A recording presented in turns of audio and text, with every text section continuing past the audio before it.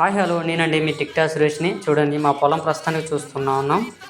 ఇది ఎక్కడ కాదు, మా సిరిపురం గ్రామంలో మా పొలం మొత్తం కూడా గాలికి మొత్తం కూడా నేలపాలైపోయింది. చూడండి, రైతన్న 120 రోజుల కష్టకాలంలోని ఈ పంట పండిస్తే నేలపాలైపోయింది. రైతుని ఆదుకున్న వాళ్ళు ఎవరూ లేరు.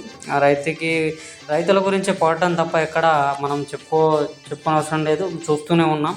కొన్ని వేల సినిమాలు తీస్తారు, కొన్ని సినిమాలు తీస్తూనే ఉంటారు. రైతులు గొప్ప వాళ్ళని తీస్తారు, కానీ ఎక్కడ రైతన్నకి జరిగిన ఎక్కడిది దాఖలా లేవు. కాబట్టి మనం చూస్తూనే ఉన్నాం.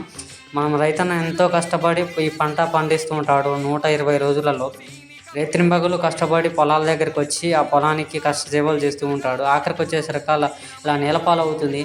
కానీ కన్నీరు మున్నీరు పెట్టుకోవాల్సి వస్తుంది రైతన్న. అక్కడ మందుల షాపులకు వెళ్తే మందులకి ఇబ్బందిగా రేట్లు పెంచేస్తున్నారు.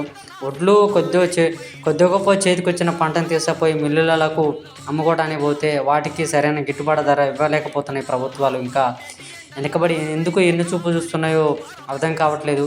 ఈ రైతన్నకి ఎందుకు ఇంత తక్కువగా చూస్తున్నాయని ఏం అర్థం కావట్లేదు. దయచేసి ఈ ప్రభుత్వాలకు ఏ విధంగా మేము గుణపాఠం చెప్పాలో ఏం అర్థం కావట్లేదు. చూడవచ్చు, ప్రస్తుతానికి మా పరిస్థితి అతి దారుణమైన పరిస్థితికి వచ్చింది. చిన్న వాళ్ళు కూడా, చిన్న నిరుపేద కుటుంబాలు ఎన్నో ఉన్నాయి. ఇలాంటి పంట పొలాలు చేసుకుంటూ బతుకుతూ జీవనం కొనసాగిస్తూ ఉంటారు. కానీ ఇలా ఈ కౌల్లో చేస్తూ ఇలాంటి పొలాలు ఆగమైపోయినాయి. చూడండి, నేలపాలైంది మొత్తం కూడా. అవి ఇంకా చేతికి రావడానికి 20 రోజులు టైం ఉంది. అయినా పచ్చగింజ మీద మొత్తం కూడా నేలపాలైపోయింది. రైతన్న పరిస్థితి అతి దారుణంగా ఉంది. దయచేసి ప్లీజ్ సపోర్ట్.